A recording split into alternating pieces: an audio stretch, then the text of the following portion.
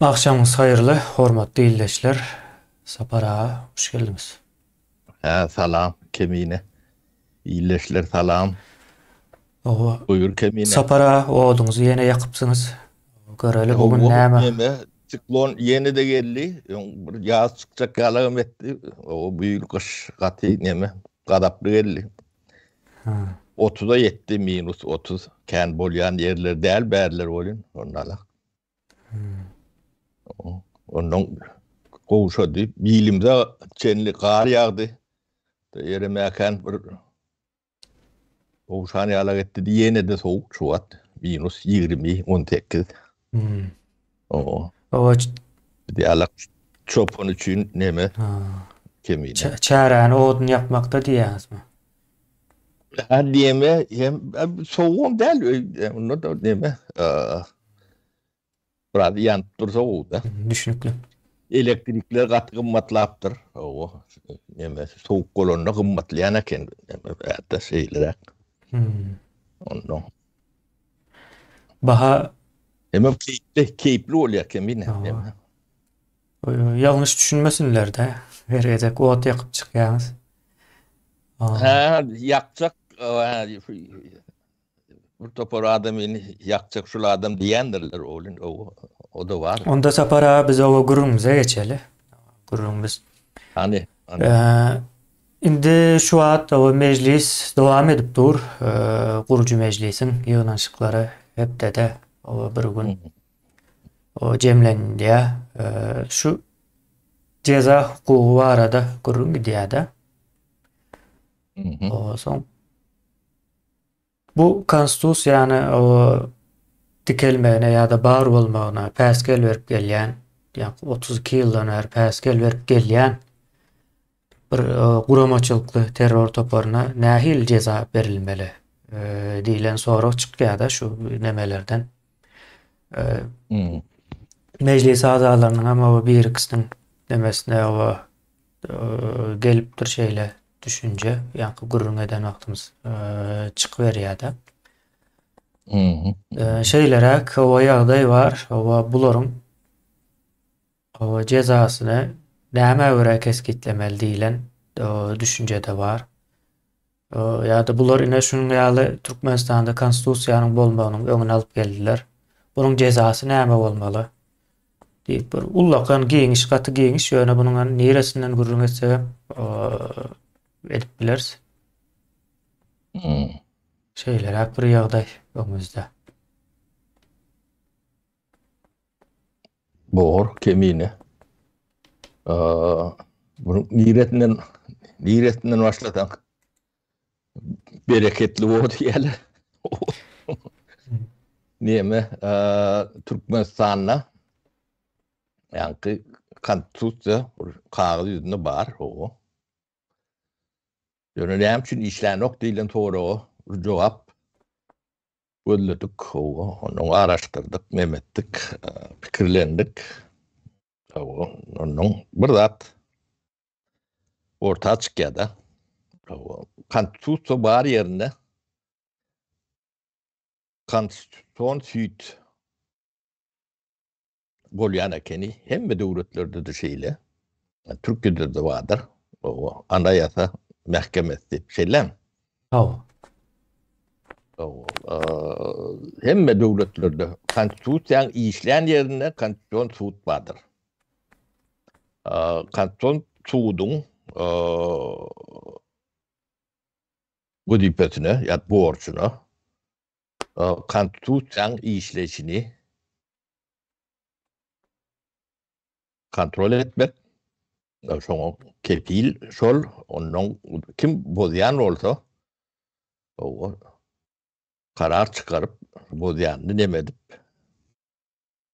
o bir süýt ýa-ni hemme kanunyň ene kanuny o üst kanuny bolýar-da konstitusiýa. Onuň aşaky nemelere instansiýalara başvurulup o son konstitusyon tüyde başvurulýar da son karary hemme kişi üçin geçerli.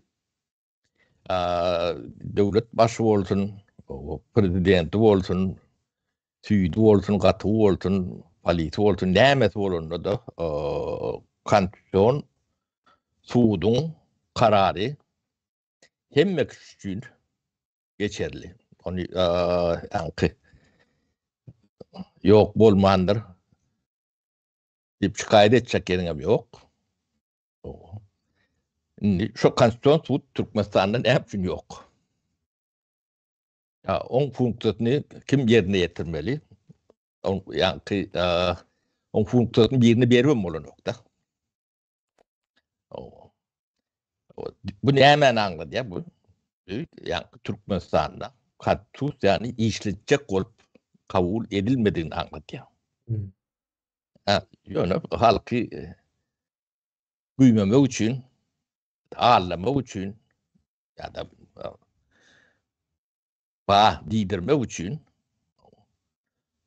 konstitusiya var. Şunun için var. İşlemesi için yani adamların hukukunu kepiyle almak için değerli olmalı. Türkmenistan'ın yardayı o bu yani devlet kuruluşunda bilinmeyen da derler. Bu da biz ayıp oturan adımız Amerikan'ı açış edemiz o var. Hem yerde de var. Hem yerde de bolmalı. Dine diktatör bolon yerlerde şu yok ya da kanton süt yani diktatora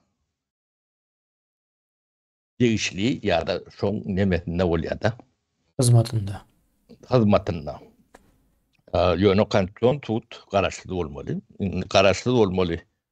Kuruluşların içinde bu da biri. Bu da en esası. Yönü birem derler. O beyleklen karaşsız olmağının garantisi kanton tut. Yani meclis ağaları vardır, deputatlar vardır. Ellerilmesi diyen neme kategoriya ayıranırlar. O biri ellerirse ne elek oluyor? O ardını kime yetirmeli? Ne Kur'an olu gelenle meclisin başını o türme vakti. O el değilmesi adam. O ardını kime yetirmeli?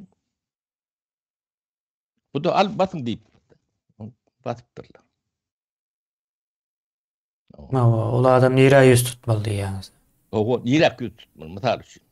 Ardını şikayetini böyle yani devletin en yukarı korunlarının birinin başlığı.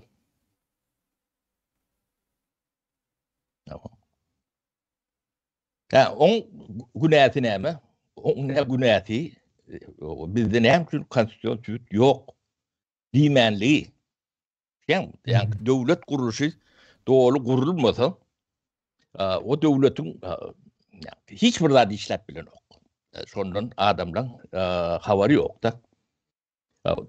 Devlet saat yalak işlemek için hem çarkları aylant bilir yalak hem kuruluşları doğru şekilde bolmalıdır. Yani o doğru şekilde yönü şekillerle kabirleri kararsız olmalıdır. Merkez Bank'ın kararsız olması var da dedik biz yani Hazinan kararsız olmalı. O Süit kararsız olmalı. O Süit'im kararsız olmalı. O bilim sistemi kararsız olmalı. Ne konstitusiyon Süit şolon kararsızlığını kodon yağdaylarına konstitusiyon tüydü. Şikayet ediyordu. Arada veriyor. Yani ben Xitayda hukukum ya da ne şu an Türkmenistan'ın yaşayıcıları, vatandaşları siyahat etme hukukundan mahrum edilenler yani konstitusiyon hukuku. Şu adamlar ardından hiç yer getirip bile noktalar. Yine de görüyor musun? Ondan yani pasport bilen üçün yetmek o kimliğe o da konstitusiyon hukuku. şu hukukun bozuldu deyip direkt getirmeli. Ardını. Yani, bilerek edilen dat o Türkmeni o katı hamtık görün olmalı bular. Şeyledir bunu hiç vaat sorgulamadılar kemine. Ne şu at ikimiz Konstitusyonun hem için yoktuğunu o yani Türkmen olup birinci sorgula otursa hem için yoktu. O yok olunda eğilik cinayetlere yol açandığını Kıyıskaça konstitusiya işler nokta olmasa. yok mümkün değil, işlemesi mümkün değil. Yani ikisi bile gelmese yani konstitusiya var olsa onu koruyan neme kontrol eden bir neme olmalı. Onu prezident garant diyorlardı. Prezident onu garant bol bilmiyor. Yani bol bilmeyenler de suut neme korkut tutar. O garant olsa o vatandaşın yani konstitusiyon hukukunu bozulmadı. Çare olmadı. Karar çıkarmadı. Yani bu katı bilgeçliğin edilen zat yani Türkmen ağam bu zatlara bilmedim. Yani çünkü akıl yetiren oklar o hem de sorgulayanlar şu prezident Ervet diyorlar da o kovulma mümkünçülüğü yok. O kovulacak olup etmendirler bu zatlar. Yani öz-özünden gowolyamkan diýen pikir edýärler-de. O daşky şertler gönden-gön täsir edýär-de. Ne? Yankı yurdu baştan ele geçirme için edilen nemeler göçümler deyin. Ne?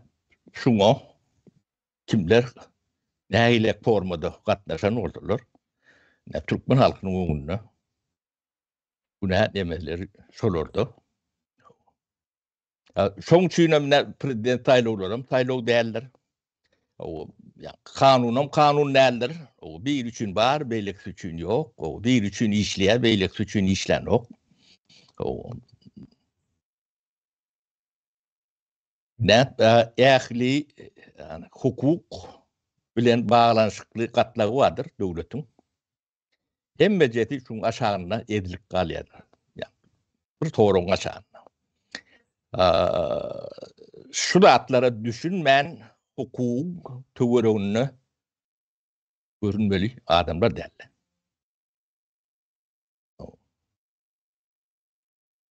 Ne? Ödem şu hukuk koruyan neme de Türkmenistan'la in dominiruşi diyeyin. Yani üst katlak yağlak pozisyada yaşayanlarda erici neme katlak. O şu yani katkanı alma için beyleki üniversitelerden 2 etse 5 etse bak adam kummat. O yönü kağıt. O erici katlak olmak için demediler. Yani. Halkı ezmek için, o yuridisk okuyalar-da. Ya da polisiye olyalar. Çok gücü eline kaptalından durmak ya elini tutmak için ediyorlardı. Yani anırtında çoğun ruhsat beriyende konstitusiyon tuğdun yokluğu. Bu bir demesi. Şimdi konstitusiyon büyüğü bolman son beylekli atla ne eylek oluyor. Onu seyredeli. Ne? Devlet, onun devletin hazinesi vardır. Yani konstitusiyon süt yok olsa, konstitusiyonda işlemeyen olsa devletin hazinesi bir adamın cüzü oluyor. O sebebi bunu ne için ediyorlar? Bunu yurdu sömürmek için ediyorlar. Başka işler için. O halkı koyu yaşatacak olup konstitusiyon sütü yok eden oklar. O onu ne için yok ediyor? kabul eden oklar. Konstitusiyon suudi. Tabii bu yurdu sömürmek üçün. Xitayda kanun, şolon kanunu kim eline geçirdi, şolon kanunu öğrenmeli. Bilen emek eliyedi. Son üçünem hazine yoktur. Hazine barine bütçet adı beyle deyip bilirler olun yok. Yani adı ne ile kuruldu? Hazine bağ olsa hesap verilmelidir. O yılda 2 tapar, 3 tapar, 4 tapar. Öyle olum transparent olmalıdır. O siz Türkmenistan'ın hazinasının halka, cemiyeti, o hatavını hep bir yerlerde okuyapmadın, görüp müdünüz ya bir neşri bir zat var mı? O kimin neyme talgıt törlenen belli değil. O hazina neyse pul gelenen belli değil. Yok, hazine yok. Hazine yok. O gelip korkuzup para alıp gidiyorlar da iş adamlarından. Şu hazinenin yokluğunu görkezeye de. Arz etmeli yerin yok, arkanda da kanun yok. Olsa şeyle işlemeli oluyor. Bu da atları yürüte diliyor. O ne kanton tut bağ olsa, şikayet edip bilen yer var olsa, o da kararsız da olsa, yani long ettemleri derecede bulur. Yok. Hadi bak yürüte diliyor. Onun hazine olmasa, onu beylikli atları gidiyor. Yani bir zat kurdum, bir zat ettirmeli. Ödem şu edilen dağıtılan hiçbiri hükümetin etmeli dağıt değil. Yani şimdi etmeliler dağıt diye ne demek oğurluk var. Yani elementarın yani devletin ki alak olup görünen dağıtlardan başlarlar. Olimpiyada geçirendirler. Sana gerek mi? Öz pulunuyla geçiriyen. Yani sana bir yerden pul veren olsalar, senin sonra ulunayan olsan, ondan pul kazanayan olsan, olup bilir. Hem bakışım olimpiyada geçiriyen. Yani sen geçirişin, yurdu batırdılar. 16 milyar dolar. Sarsur ettiler. Uğurladılar. Başka hiçbir nemesi yok. O da atlar geleyim de şu at boş tap yatanlar. Onu seyretmeye yeni de çıkarmalılar. O bir de köl salandırlar. Karhum orta arasında. O. O hemen yarat o köl. Onu kim cevap verecek? Ya da köşkladılar. 2-3 tane köşk. Yani Türkmenistan. 4-5 tane prezidenti. Pövrize'de de var iksansı. Pövrize'de de var, Beryan'da da var, Yetmek'e var, köşk bağda var. Neme yengil kelle nemeleri var. Onu sokmalı deşik tapan okudum. Ne mi? Bilemok ben bu nemelerini. Bu nemesi anlatında hiçbir akıl yokluğu nemesi de. Yani kelle dilen dat beyin ütküşkrat olmalı kemiğine. Şu muarada kılıklar neme diyenler köpten beri. O beyin işleyişi var arada. O ölüm kendi atlar atış etti kemiğine. O nirak etti deyip sorursam ve yeten yerleri beyin var arada, beynin işleyişi var arada. Adam da en tek hiç da bilen o yok. Yani bilmeyen de bilir şu at. Ödem ulu yol geçtiler. O beynin işleyişi var arada. Hiç da alım bilen o yok. Yani bilen kavurda atlar var olun en tek o demedi belli değil. Bu hal için yani adam bilgili adamlar yetişer. Ben bilgiliyim olma, bilgili adam olmam için senin bilgili olmalı. Sen yanındakların yani adam yetişen tridatından renk aliyada. başka O sonundan neme diye de. Bir aşağı iki yokortu bolup biler, birbirinden tapavutluyor. Şu seridasından demetmeyeler de. Yani şu patoloğu şu oluyor. Onun ne bu seridani yadık görü diyorlar. Giden dünya bilen temas değiller, kontaktaki yani informasyon demede adamla dünya arayışa mütkoşuktur. Bilgi kapasitesi mütkoşuktur.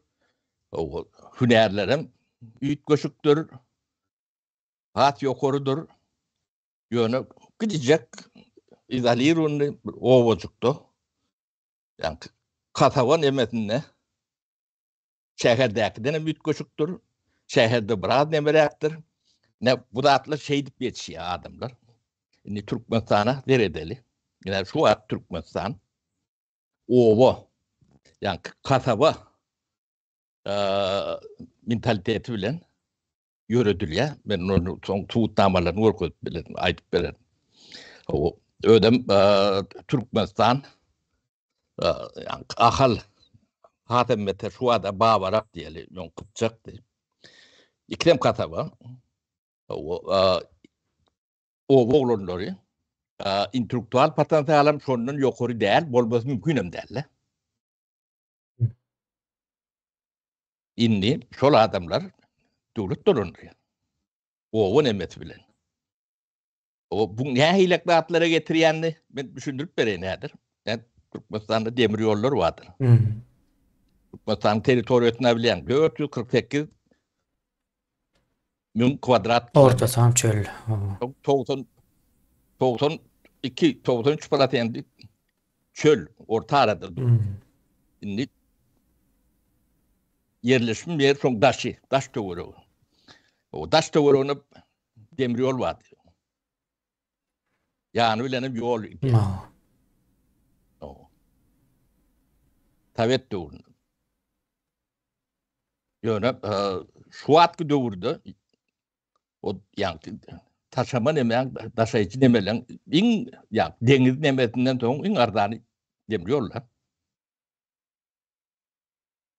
Şol elektrifikasyon edilendir. Dünyada hem yerdir onlarlaktır. Onun hızlı yani tiz nemediyen poylar vardır. 250, 300, 50, 400 kilometre nemediyen. O da hem beceri elektrifikasyon edilmelidir. Şu an Türkmenistan'da şu tavet doğrunaki işleyen demir yollar işleyenlerdir. O işleyen yeri vardır Gorko diyorlar. Yani o işleyen yeri Aşkabat'tan Bağbar'a geçer. O 50-60 kilometre. Onu reklam edip Gorko diyorlar. O tayda ne mi taşıyarlar? Adam taşıyarlar mı? Samsık da şey andırırlar da. O inni kaptanına da akıllı şehir vurutturlar. Bağbar'da. Kerke var teret gör ya da doğrultuna var teret gör, tahtavalara var teret görün, könürücü var teret görün. Şu tane yağdaylar.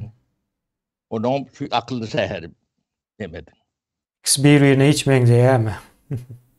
Yok. Bu yön hem beceri bile ortaya getirip görüyorum da hem de düşük oluyor. Komentariyatı gereğim tel.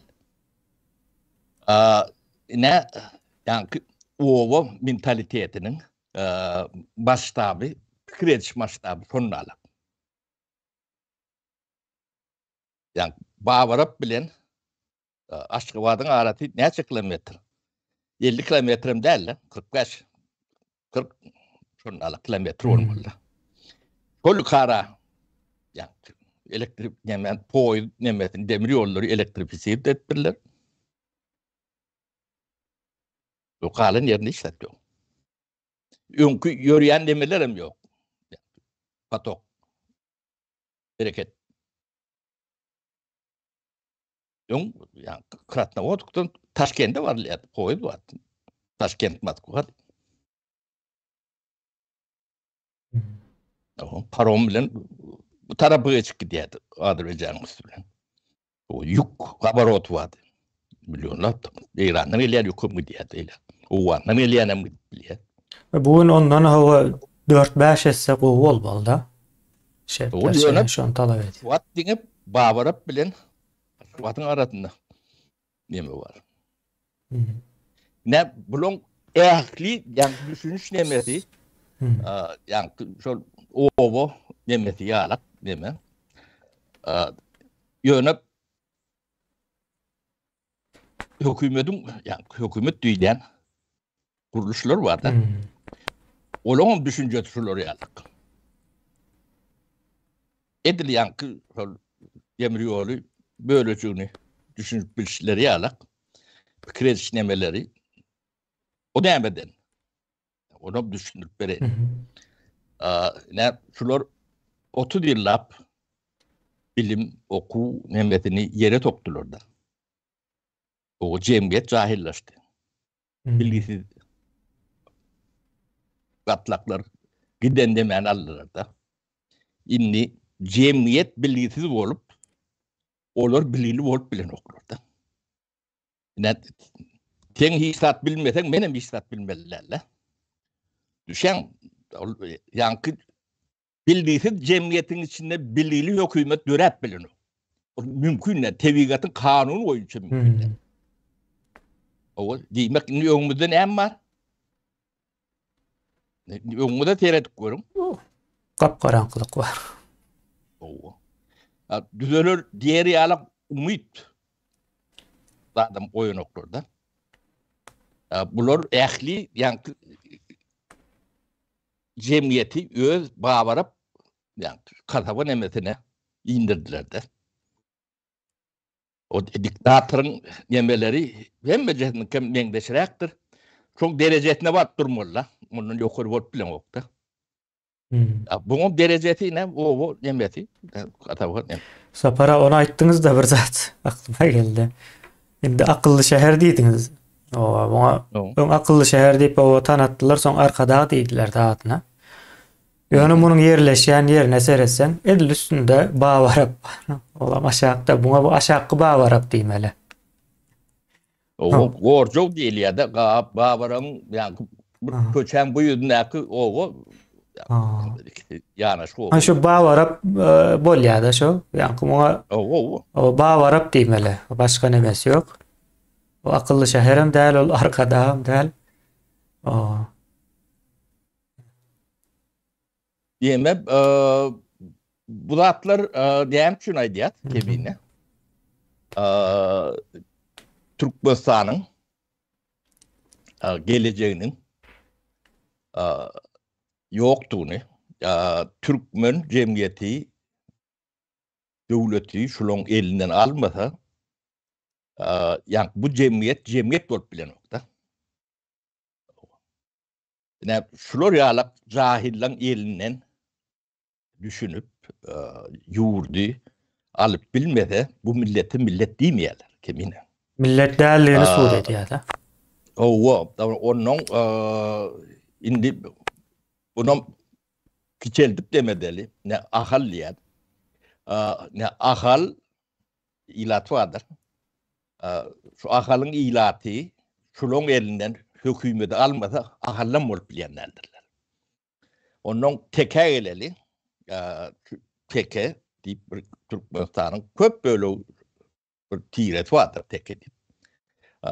Şu tekeler şuları yalak Samsun'un elinden şu hükümeti alıp bilmese onların teke de değil geçem bolup bilen oklar. Yani teke adı beyledir dursun da.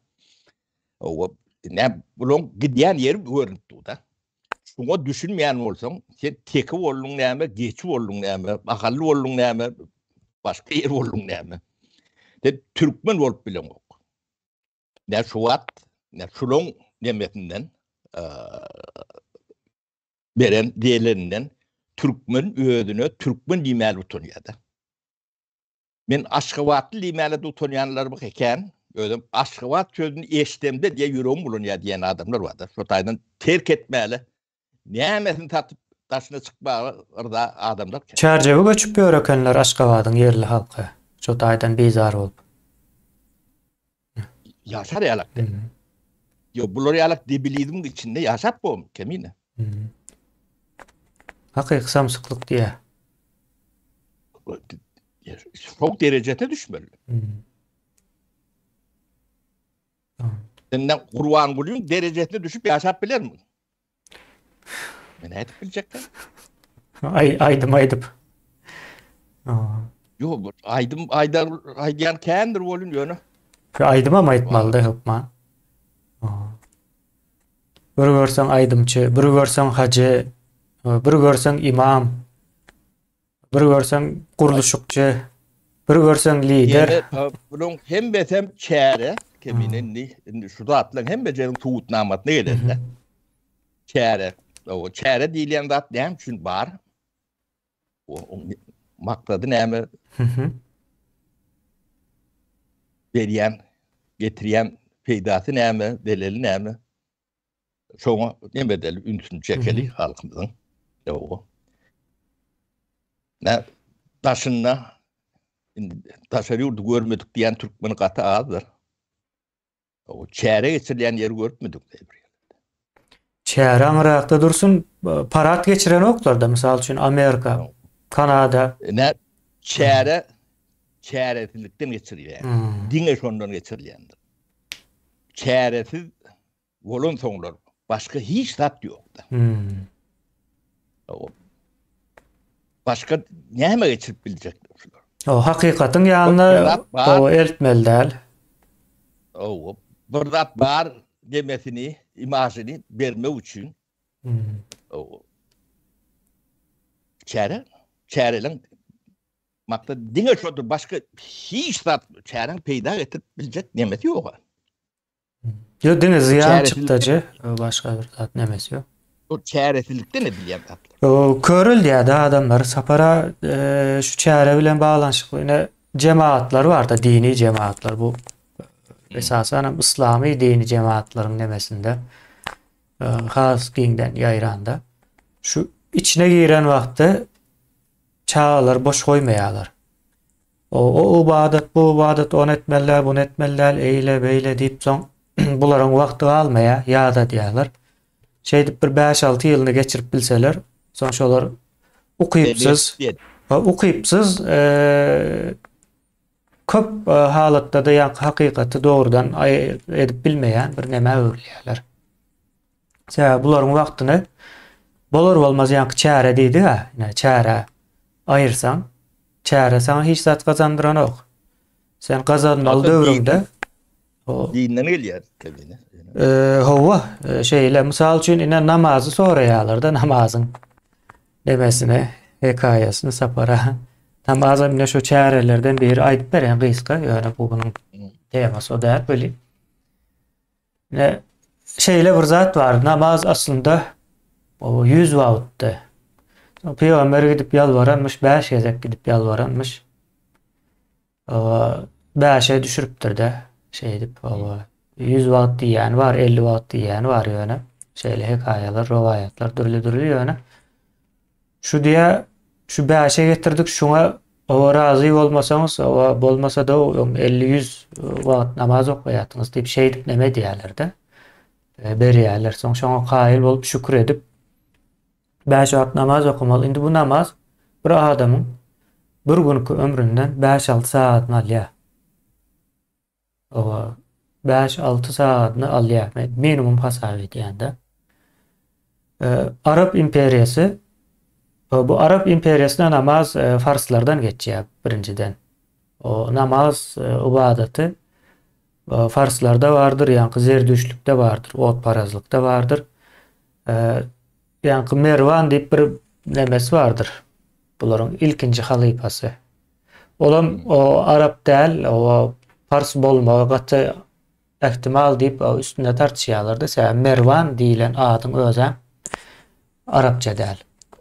Farsça bir söz. Yani Fars nemesinden gelen, ornaştırılan şol imperiyanın kuruluşunda adamların o köp nemetmez yağlı, fikirlenmeyene, özünü yetiştirmeyene, vaat ayırmaz yağlı. İşlemeli, ibadet etmeli. İşlemeli, ibadet etmeli. Şeyle bir kurulan bir sisteme de Çare. Çare hava namaz aslında çare. Hiçbir neme yeri yok. E, Yani Kur'an okusanız Kur'an'ın içinde de bir namazın ne vakti var, ne edip okuluşu var, ne namaz sözün özü var da.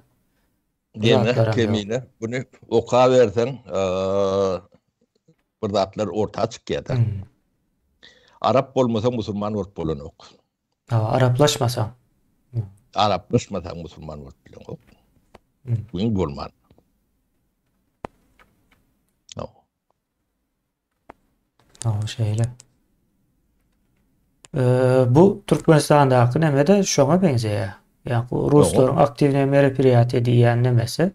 Sädine şu Ruslara değişli bir nemede ýaýraşy. Yani Ruslar hem şonu Orta Azia ýa-da neme ýurtlara gelip öğrenen Yo ulun olmalı. ýalar alt ýapysy şuňo nemediler nemeni näçe Ve ulunmasyn. öňden bar zady. Hawa. O taýynda. Araplar o müň ýyllaryň dowam ýa-da müň ýyllar diýmäli, o müň ýylyň dowamında ornaşdyran düzgünde Ruslar gelip ulap biler arkaýynlyk bilen. Nädip salgyt töleýärler, nädip o tawin edilýär diýilen meselelere çellik giripdirler diýmek bu zatlara da değinip geçen olmalı bular. O neme ýa-da ne biz salgyt barada gurrun etdiň salgydyň aňyrsynda salgyt bar bolsa hadine bolmaly. O da yok. Hadinaň ýokdugyny hiç eşitipmidi bu türkmen 30 ýylda. Yok hazinanyň ýoklugundan barlygyndan söz edilmeýär. Şu gazymyz bar diýilýär, ondan aňyrsy ýok da. O ne diyeme bu tırnatçıyanda atlar bu hatta. Yani statistika var. Öğrenimçiliğin günlük demesini takip edip oluyor. Onun şu statistika olsa o bu girdecesi çıktıcesi o öğrenimin muktari o bakatı hem bedat o adamlara yiyen bildiğin demesinde oluyor da. O şonu yok diyen olun, onun biz 5% üstlük deyip biliyor. Yok 5 değil 20% üstlük diyen de ne diyen de olun ok diyen. Neme var ya da. Ne ehli nemeleri terestler şunu alaktır. Bu devletin statistikası neymiş diyor. İyi köpem hazina gerekte statistika. O yani bu zincirdir. Yani Türkmenistan'ın veltebidi tekerlekli olsa. Çünkü çarkını aylayan süttürün kolları var da. Solun köpüsü boş aylanıyor, boştur. Yok oradan başladık. Konstitüsiya bolması için, işlemesi için konstitüsyon süt bolmalı. Bu bolmasa. Yerini başka bir yeri eminli. Vaatlayınca yerini etip bilen yok. Ne prezident, ne beyleki hiç tatmıyor. Sözüm demedi ne demedi. Şimdi benim bir neme goşaýyn sapara. Konstitüsiýon sut olmasa hiç kim ýa-ni wezipesini ýerine ýetirip bilen ok diýdiňiz de muny biraz açaly. Konstitüsiýon sut olmasa meheme diýilýär. Ýurdun howpsuzlygy da, milli howpsuzlyk diýeli. O kimden goramaly? Konstitüsiýon sut ýok. Yani özbaştaklyk bolma düzgünüm şo taýdan gelýär da konstitüsiýon sut goraýar. Senin özbaştak guramadygyny. Harby nemesi var, bilimi var, sağlygy var. Bularyň hemmesi konstitüsiýon sut bolmasa konstitusiýa bar diýeni bilenem. İşlerini amala aşyryp bilen oklar. Amala aşyrmana hem şu guramalaryň özleri islemez, hem daşyndakylar ama o islemez. Yani bu öz-özünden bolarok da gepin gysgasy. Sapara. Indi o şu at yani Gurcu Meclis'te de şuların ceza meselesi gidiyat. O taýda da tribunalın ve illüstrasiýanyň sözleri ýygy-ýygydan geçýär.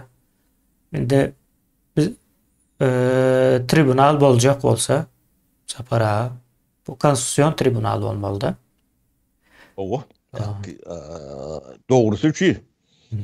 Indi bu sözün yani konstitüsiýon diýmek aslında guruculuk, o dikelliş, bir zadyň düýbüni tutmak diýilen ýalak bir manysy bardyr. Konstitusiýa, mysal üçin konstitusiýa näme? bir ýurdun düýbi tutuldy diýilen dokumentdir. Düýbi nädip tutulupdyr? Owa ine işleş şeýle, owa baýdagy şeýle, milleti şeýle, dili şeýle, o syýasy partiýalar şeýle, o beýle, bu beýle diýip içinde ýazylýar. Ine şu ýurdun häsiýetnamasy diýilen bir dokument, konstitusiýa. Etari. Owa. Şoň üçin ana kanun. Yani gurulandygyna değişli guruldy we şu şekilde işlejek diýilen bir dokument, şonu görkezýän dokument. Bizde de yine şonun öňüne alıp geldiler-de. Ýoksa konstitusiýon sud bolsa-da milli howpsuzlyk orsa hyzmat edip bermezdi şu wagt. Putinin Kremline hyzmat edip bermezdi. Diýmek bularyň o tribunaly konstitusiýon bir tribunal bolmaly. Logika boýunça da. Mençe de şeýle eminim. O mecliste de bu meseleni gozars, o yani şoňa dogry gidip barýar da, şonuň üçin hem mecliste o taýda bir hiç kim hiç zady ullakan düşündirip duranok, her kim öz pikirini aýdyp neme diýär da, ýa-da pikirlerden netijeye gelinýär. Yani bu taýda onuň gurrunu edip bilýäs, sapara. O konstitusiýon tribunalda yine sud boljak da, nähil sud boljak? Näme zatlar bolmaly? Cezalary diýilen o soralar neme diýendir, illeşlerimizin aklyna gelýändir. Yine eden jenaýatlar ortada. Şoňa görä de cezasyny keskitläp bermelimi kan, ýani iň ýönäke şekilde aýdylsa. O yankı nemeni biz şu konstitusiyon kuruluşun yoktuğunu suut etme için şu kurumları ediyettik. Onun konstitusiyon kuruluşu ihanet etsen cezası ölümden başka iş tattır. Şu günlerde Türkiye'de bir zadın ulu debatı diyendir. Türkiye'de kabirleri on adalışık oldu diyorlar. O. Ben fikrimce doğru. O konstitusiyon süyüt karar çıkar ya, on kararına yani mecliste yatırıyorlar. Yani prezident nimetüyle. Bu näme diýmek? O konstitusiyon tüýdüň demesem işini tapşyrýar da. Şonu aýdýar. Konstitusiyon tüýdüň ana mahkeme diýär de karary hemme kişini baglar diýär. Onu men etjek diýip bilen ýok diýip ýygnakda ýüzüne aýdýar. Ýa-ni jahillige salyp imsimotiv. O men onu jahillige diýmek, araplyga salyp imsimotiv. Yani Türkiye'nin gidiyen yolu belli, biz onun içki işine katışamız yok, nemedemiz yok. Onun önü Araplaşma taraf var ya, o katı ulu depkinde, onun aktörleri neme. Yani bu mesele başka, yani biz nemeye geleli. Yani şunu bozan adamla cezasının neyim olacağını. Ne şu at, şunun üstünü yapacak kollar neme derler. Şu at devletin başındaki adamla ömürlük derler. Ya taýlawda gider, ya da can sağlygy nemedik gider, o gitmeli. Şu giden soň Türkiýede konstitusiýon guruluşy geçecek bolsaň, şol adamlary ýüze çeker. Erdoğan ölönne de ýa süýt bolar, şoň konstitusiýon nemeni bodan bu arada karar çıkarırlar, o tarihe geçer. O diri olsa da o näme ceza berilýän olsa, ýyň ýokary ceza berilir. Şonsuz Türkiýeň ýa-ni hukuk demesi üstünlüğü berkarar edilmeýär. Edilmesi mümkün nädir? Konstitusiýonlar şeýle işleýändir. Hukuk demesi berkarar edilmeýän bu önemli bir döwlet demesine girip bilmeýär. ýa-ni Türkiye yatırım yapacak adamlar, o pullu adamlardır, o pullu adamlar, yani iş adamları, yani Tamsak bolmaýarlar. Bilgili adamlar bolýanlar. Cehaletin edýän datlary şol orýalak bir döwleti neme getirýärdi. Delil. Bu netijesini nämedigini bular yani özlerine degmän soňlar ölçäp bilen ok dememi. Bolýan datlary gaty Türkmenistanyň kan meňdeş datlary kendir. Araplaşmak bilen baglanşykda. Aňyrsynda şo wadyr. Soňy nemesi şodur. Ine Türkiýe Orsetden S-400'ler aldılar da. Şoň bedeli Türkiýe näme düşýänini yani şu karar alýan adamlar bilen ok. On demeti yüzläp trilyon milyardan geçýärdi. O yani 2 milyarda alan olsalar alıp o pulcagyň köýüni görýänler. S-400 derde yarana bak yani ona gördüler. Üstesine de. Onu gördüler bolun bu yani giden beýlek döwletler bilen aralar bozuldu. Saat patogy o emetni ketdi. O yatırımlar gelmedi. O da milyarlap. O yatırımlar gidece getirmeli. O da milyarlap gelmedi. Onu näçe wagtlap ýene dowam etjek. O bir ynamdan düşen soň ynama girmedi hyna. O NATO karşıtı nähilek boldy indi. Bu önemli NATO demesi değer imajynam ýöller dile balan ýalagyp aldylar. Bu önemli bolmanyň onu kaptandaky çekişip nemet bören Yunanlar var da Gretsiýa. Amerika olary yani S-30'lar berýär. Ödem Türkiýeňkiden 10 etdim hem bardan berýär. Olan yani hava güýçleri Türkiýeňkiden kat ýokardy şu. Bulary F-16'ni beren oklar. Tiýdiň taraldyp neme diýerler. Bulon hem bejetni pulu howpsuzlygy döwletiň bähbidini öwrýän bolan ummaty zatlar bolýar. Ummasy ziyan bolýar. Yani demesem babarap yani kasaba nemetinden gelýär. Başga zatdan näl. O kasaba düşünje bilen döwlet yönetsen ne şular ýalak bolýar. Ne şulon S-400'ü bizim garagumdaky kölümüz var, altın asır köl. Şöyle ikisi denk nemede kılatlar şulatlar. Meňdeş atlamız var dip aýdýan şondan. Bunu hemmetiň aňyrsynda yani araplaşma ýatandyr. Şo mentalitet, şo eme. Jahillik bir gapdyr. O bu demeleri taşından görünýär, içinden belki de görünýär nädir bize.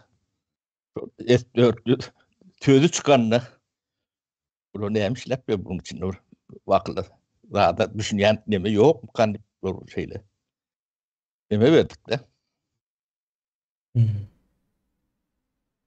Çok içinde yankı Ors ýanly nemeler kendim o da esasen dinler aptaldan çıkýandy. O şu dindarlar zalimleri gaty söýýär, ýa-ni güýçlü diýip söýýärdi. O ne şeyler nemeler var. Biz Türkmenistan var arada da biraz giýiniş nemetmelidir. O bu düýplerini teretmelidir. Yani şular ýalak meseleleri 30 ýyl gozgamadylar. Yani bunu gozgamaly adamlar ýa-ki döwletiň içindäki däl, döwlete garşy adamlar gozgamaly. Kemine. Ne karşı biz apodikde biz näme diýen demeler vardır. Yani şular ýalak rejimiň kapitalyny gollawçysy bolmalydyr. Apodikde diýendirler onu. Düýpli meselelere jemgyýetiň hiç wagt baryp bilmediligi üçin şu apodikde o taýda turwaýarlypdyr. O taýda onu bir zat diýipdirler. Ýa-da genderini näme gabat gelen ok, ýene bir zat diýip gidijek zatlar bilen halky güýmäp bilýändirler.